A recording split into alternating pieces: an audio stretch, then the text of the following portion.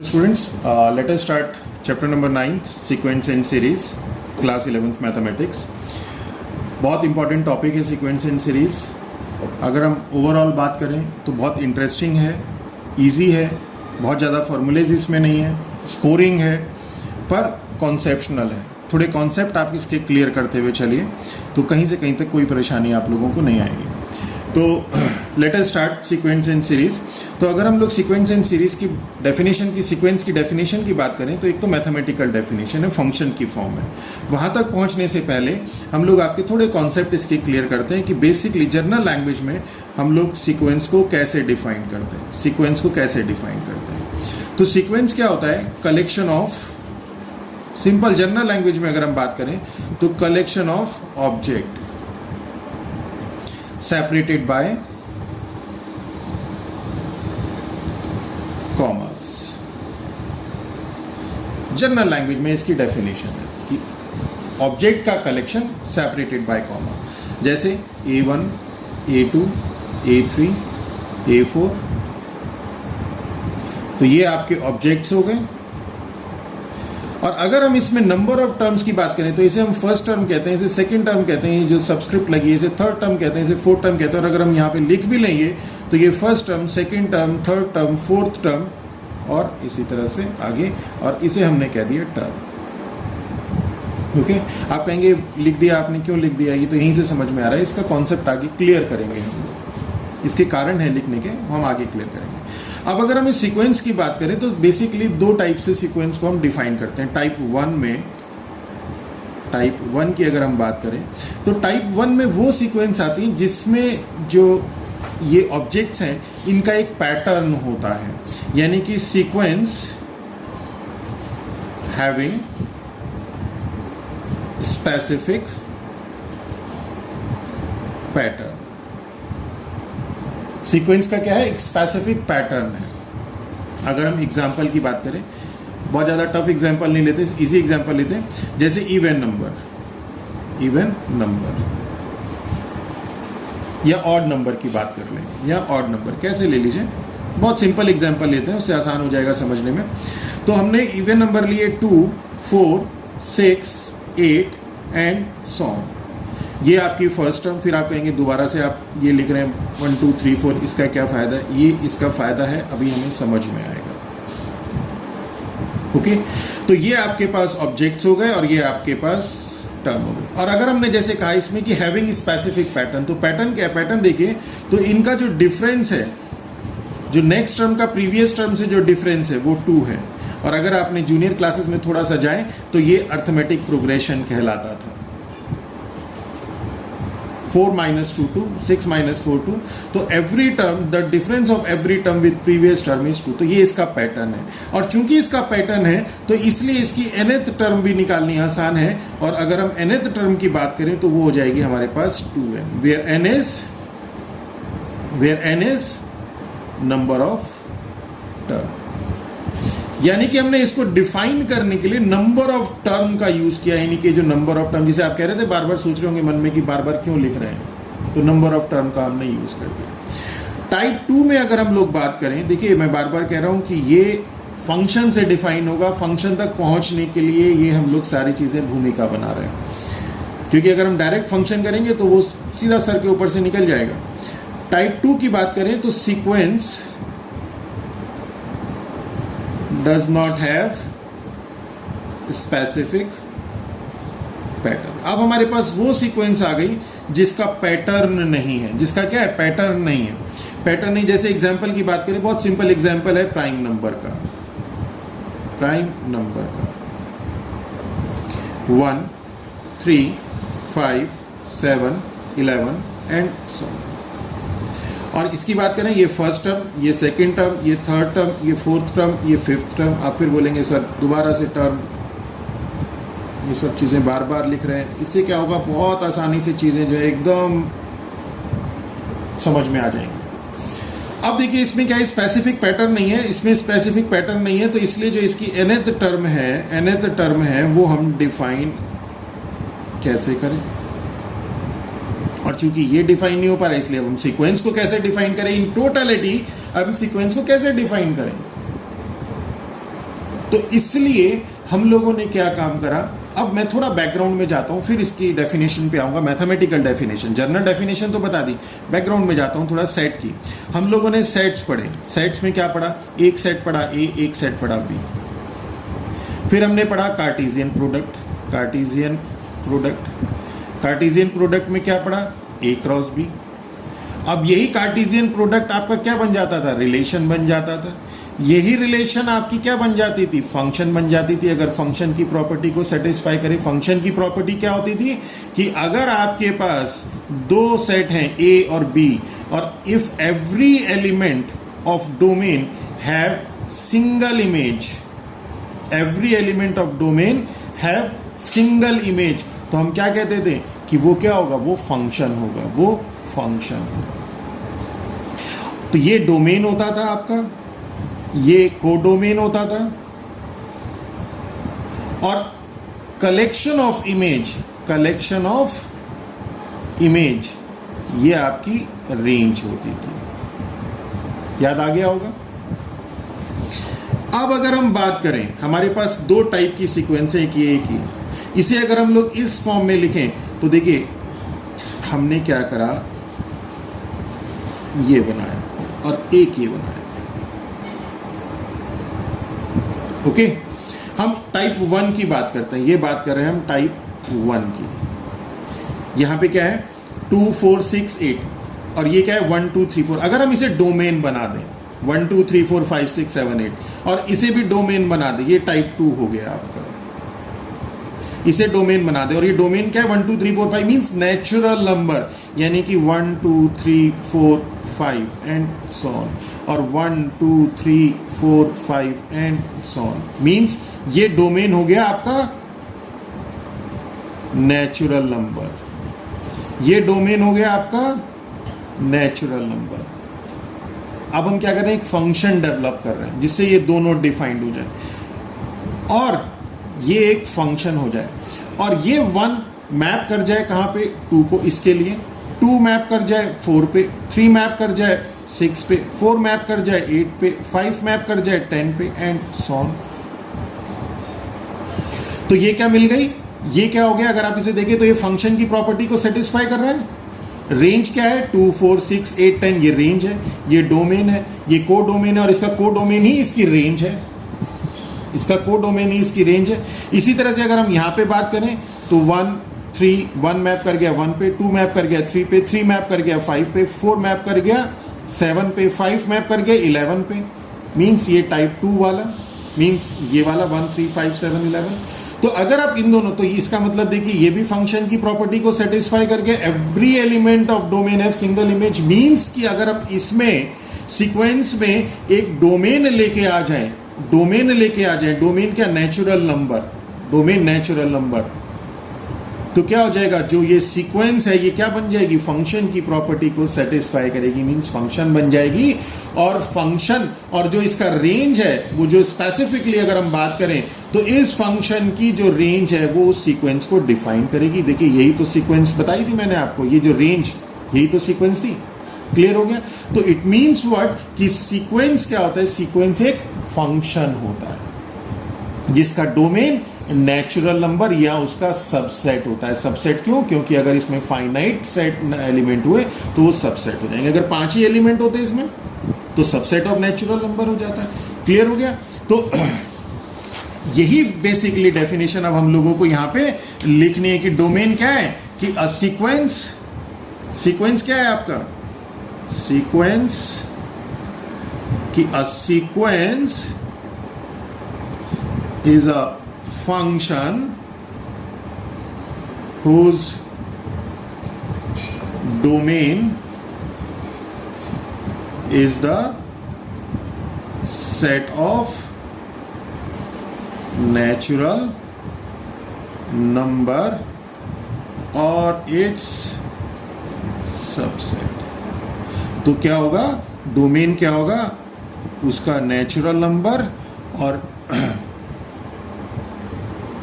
या फिर इसका सबसेट। ये A1, A2, A3, A4, 1 map करेगा A1 में, 2 मैप करेगा A2 में, 3 मैप करेगा A3 में, 4 मैप करेगा A4 में। ये फंक्शन की प्रॉपर्टी को सेटिस्फाई करता है। और इसे हम लिख सकते हैं f is a mapping from n to x, और fn क्या है?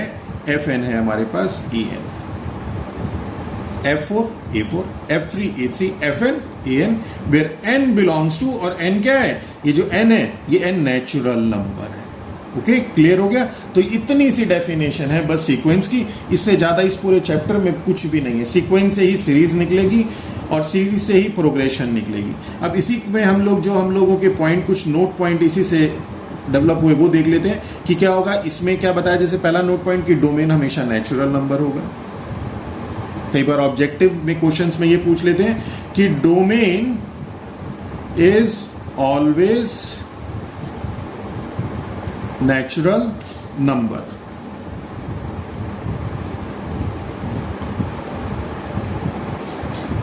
फॉर सीक्वेंस, पहला। दूसरा, इसी में बात करें कि sequence is always represented by its range। जो सीक्वेंस है वो हमेशा किससे रिप्रेजेंट होती है? रेंज से रिप्रेजेंट होती है। मींस an, एक ये भी रिप्रेजेंटेशन है इसका, a is equal to an। Means कि अगर आपके पास टाइप 1 की है जिसमें एक स्पेसिफिक पैटर्न है, जिसमें आप nth टर्म निकाल सकते हैं, तो a इज इक्वल टू आ जाएगा an। an is the nth term. और अगर आप nth टर्म नहीं निकाल सकते तो सिंपल फॉर्म में हम a1, a2, a3, a4 इस तरह से लिख देते हैं। ओके, क्लियर हो गया? अब इसी तरह से अ सीक्वेंस, अभी जो रेंज है ये नेचुरल, ये रियल नंबर भी हो सकती है और कॉम्प्लेक्स भी हो सकती है। तो यहाँ पे तो हम सिर्फ रियल की बात करेंगे, अपने इस पूरे स्टडी में हम लोग रियल की ही बात करेंगे। तो इसीलिए इसको हम रियल सीक्वेंस भी कहते हैं, हमने रियल फंक्शन भी पढ़ा था। तो अगर यहाँ पे आपके पास रियल नंबर है, रेंज अगर आपके पास रियल नंबर्स हैं, तो इस सीक्वेंस को हम रियल सीक्वेंस कहते हैं। और यहाँ पे हम जो भी हमारे स्कोप में वो रियल सीक्वेंस ही आएगी। Sequence whose range is R और its subset is called real sequence. Clear हो गया? अब इसी सीक्वेंस से, देखिए सीक्वेंस क्लियर हो गया। अब इसी सीक्वेंस से हम लोग सीरीज निकाल देते हैं। सीरीज क्या होता है कि ये जो सीक्वेंस है इसे अगर हम सम की फॉर्म में लिख दें, प्लस प्लस प्लस लगा दें बीच में, तो वो सीरीज बन जाती है। और टाइप 1 की जो सीक्वेंस है, जो टाइप 1 की सीक्वेंस थी, यानी कि वो सीक्वेंस जिसमें पैटर्न था, वो प्रोग्रेशन कहलाती है। और उसी प्रोग्रेशन में काइंड ऑफ प्रोग्रेशन होती है, arithmetic progression, geometric progression, harmonic progression और भी बहुत सारी। तो हमारे पास अर्थमेटिक प्रोग्रेशन और जियोमेट्रिक प्रोग्रेशन हमारे सिलेबस में है। क्लियर?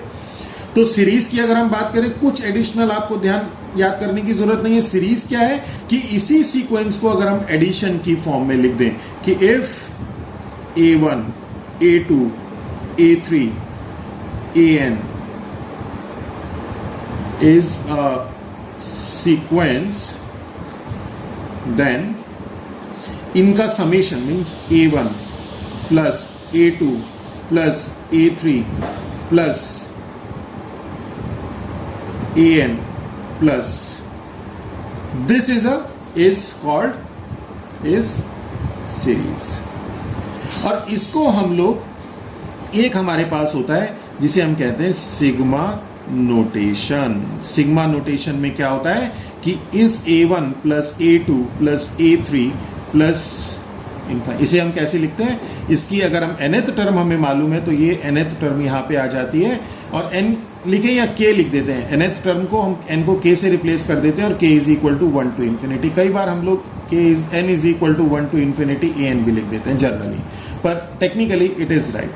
क्यों? क्योंकि जब हमारे पास सिर्फ n टर्म्स होती हैं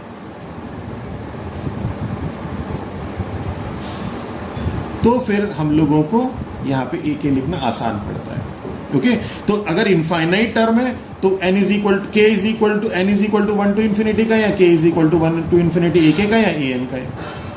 और अगर हमारे पास फाइनाइट टर्म्स है, n टर्म्स है, तो k is equal to 1 to infinity ak, या n is equal to 1 to n। देखिए अब अगर हम इसमें फाइनाइट टर्म्स हैं तो हम n is equal to 1 to n an कहेंगे तो थोड़ा सा जो है वो बात नहीं बनेगी, तो इसलिए हम लोग इसे इन जनरल जो है k से रिप्रेजेंट करते हैं। तो this is called sigma notation and this is k is equal to 1 to infinity, और जो nth टर्म है उसमें n को k से रिप्लेस कर देते हैं। और ये सीरीज में इनफाइनाइट टर्म्स है तो इसे हम इनफाइनाइट सीरीज कह देते हैं, और अगर इनफाइनाइट सीक्वेंस में इनफाइनाइट टर्म है तो इनफाइनाइट सीक्वेंस कह देते हैं। अगर सीक्वेंस में फाइनाइट टर्म है तो हम उसे फाइनाइट सीक्वेंस, और अगर इनफाइनाइट टर्म है तो इनफाइनाइट सीक्वेंस। तो जैसे नाम है फाइनाइट और इनफाइनाइट वैसे ही हम इसे डिफाइन करते हैं। तो इसमें देखें हम लोग फाइनाइट एंड इनफाइनाइट सीक्वेंस की अगर हम बात करें, फाइनाइट एंड इनफाइनाइट सीक्वेंस क्या होगा कि if number of terms in sequence is finite, it is called finite sequence, otherwise infinite sequence। Clear? जैसे a1 a2 a3 an, ये क्या है? ये आपकी फाइनाइट सीक्वेंस है, फाइनाइट सीक्वेंस है। और a1 a2 a3 ये आपकी इनफाइनाइट सीक्वेंस है। इसी तरह से हमारे पास फाइनाइट एंड इनफाइनाइट सीरीज भी चलता है कि अगर इसी को अगर हम लोग ऐड कर दें तो ये फाइनाइट सीरीज हो जाएगा, और इसको ऐड कर देंगे तो ये इनफाइनाइट सीरीज हो जाएगा। तो फाइनाइट एंड इनफाइनाइट सीरीज। अब डेफिनेशन तो a1 plus a2 plus a3 plus an, ये आपकी फाइनाइट सीरीज। देखिए आपके पास एक सीरीज है 1 plus 2 plus 3 plus 4 plus 5, finite series. तो ये तो सीरीज है, थोड़ा लैंग्वेज में ध्यान दीजिएगा। और एक आता है हमारे पास सम ऑफ सीरीज। तो सम ऑफ सीरीज हमारे पास कितनी है? 5 और 4 9 और 3 12 और 2 14 और 1 15। तो सम ऑफ सीरीज इसकी 15 है। तो देखिए सीरीज और सम ऑफ सीरीज, सम की फॉर्म में हम लिखते हैं पर कहते हैं सीरीज है, और जब हम सम ऑफ सीरीज की बात करते हैं तो इसके एडिशन की बात करते हैं। ओके, दोनों में डिफरेंस है। तो फाइनाइट एंड इनफाइनाइट सीरीज में ये फाइनाइट सीरीज हो गई, फाइनाइट सीक्वेंस का सम की फॉर्म में लिख देंगे, और अगर इनफाइनाइट सीक्वेंस की फॉर्म में, और इसी को हम समेशन की फॉर्म में, summation n is k is equal to 1 to n ak, और a1 plus a2 plus a3 plus ये हमारे पास इनफाइनाइट सीरीज है, और इसे हम लिखते हैं summation k is equal to 1 to infinity ak। Clear हो गया? अब नेक्स्ट हम लोग देखते हैं प्रोग्रेशन। हालांकि उसको हम लोग बाद में कराएंगे दोबारा से, पर चूंकि इसी से डेवलप हो रहा है वो प्रोग्रेशन भी, अभी हमने पढ़ा है प्रोग्रेशन क्या होता है, तो मैं डेफिनेशन लिख देता हूँ, उससे जब हम आगे पढ़ाएंगे तो आसानी हो जाएगी। तो प्रोग्रेशन क्या है? जो सीक्वेंस थी वही आपकी प्रोग्रेशन है। कौन सी सीक्वेंस? टाइप 1 की जो सीक्वेंस थी, टाइप 1 की सीक्वेंस में मींस जिसमें आपका पैटर्न था, मींस कि those sequence whose terms follow certain pattern are called progression। कि ऐसी सीक्वेंस जो एक पैटर्न को फॉलो करती है उसी को प्रोग्रेशन कहते हैं। जैसे हमने अभी हमारे कोर्स में है अरिथमेटिक प्रोग्रेशन, जियोमेट्रिक प्रोग्रेशन। इसके अलावा भी आते हैं, हार्मोनिक प्रोग्रेशन भी होती है, वो हमारे सिलेबस में नहीं है, हम उसकी बात नहीं करेंगे। तो बेसिकली प्रोग्रेशन क्या है? प्रोग्रेशन आपका सीक्वेंस ही है जो टाइप 1 की थी, जो सबसे पहले हमने डिफाइन करी थी, मींस जिसमें एक पैटर्न था, तो उसी को हम प्रोग्रेशन कहते हैं। वो पैटर्न कैसा है उसके हिसाब से आप डिफाइन करेंगे कि अर्थमेटिक प्रोग्रेशन है कि जियोमेट्रिक प्रोग्रेशन है। कॉमन डिफरेंस आपने 10th में पढ़ा होगा, कॉमन डिफरेंस। तो वो सारी चीज़ें हम लोग अब नेक्स्ट लेक्चर में करेंगे। तो फिलहाल हम लोग इसके बाद नेक्स्ट लेक्चर में हम लोग एक्सरसाइज 9.1 सॉल्व करेंगे। तो इसको प्रोग्रेशन को बताने का उद्देश्य सिर्फ इतना सा था कि अभी आपने सीक्वेंस पढ़ा, एकदम कंटिन्यूशन में पढ़ते चले आ रहे हैं, तो आपको प्रोग्रेशन भी आसानी से समझ में आ जाएगा। अब वहाँ पे आपको ज़्यादा परेशानी नहीं होगी। तो मेरा लेक्चर अगर आप लोगों को अच्छा लगा हो तो मेरे चैनल को सब्सक्राइब कीजिए, अपने फ्रेंड्स के साथ शेयर कीजिए। कोई डाउट है तो आप हमें कमेंट बॉक्स में लिखिए, हम लोग कोशिश करेंगे उसको रिप्लाई करने के लिए। अगर आपको नोट्स चाहिए ये तो हमें लिखिए, हम लोग आपको नोट्स भी PDF की फॉर्म में प्रोवाइड कराएंगे। हम लोगों की कोशिश है कि आप लोग इस पेंडेमिक में इजीली जो है अपनी चीज़ों को, कहीं आपके एजुकेशन में कोई हर्डल्स ना आए। तो विद दैट थॉट हम लोगों ने चैनल स्टार्ट किया है। तो with that all, thank you.